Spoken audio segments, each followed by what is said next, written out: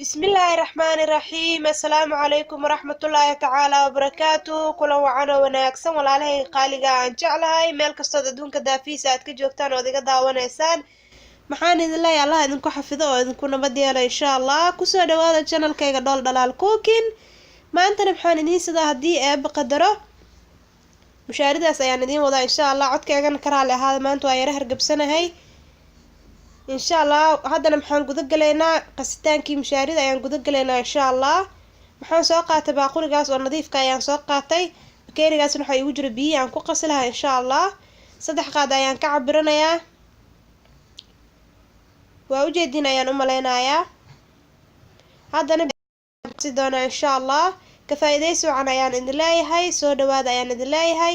aad u mahadsantihiin inta channelka subscribe ii saartay iyo intaan ii saarinba walaalahey qaaliga maxaan idin leeyahay waan idin jeclahay haddana qasitaanka ayaan guda galaynaa biyaas ayaan ku qasi doonaa insha allah markaan qaso ayaan isku soo noqonaynaa ما شاء الله قصيتان كوان سود ميساس أي وصوب بحذا كوسكوس كنا وإنا كباب إسا هذا المحان هذا دونا لنا عاسية دبكة بيها دبكة يساريهين انت سجكر كرنا يا ربعنا كشبا إن شاء الله حوجا قندع مركز سوا قندع عنا يا تكشبا إسا كفايدة سوى عنا يا ندلاي هذا وشو عن سود وهذا ملك الصوت جوكتان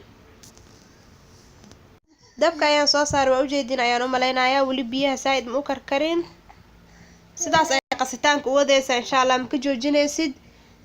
hadii kala couscous ay ka yeelanaysa insha Allah way ka halaabe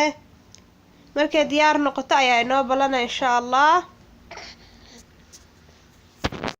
sidaas ay inoo karkaraysa waa arkaysin ayaan u maleynayaa insha Allah markay diyaar noqoto ayaa inoo balana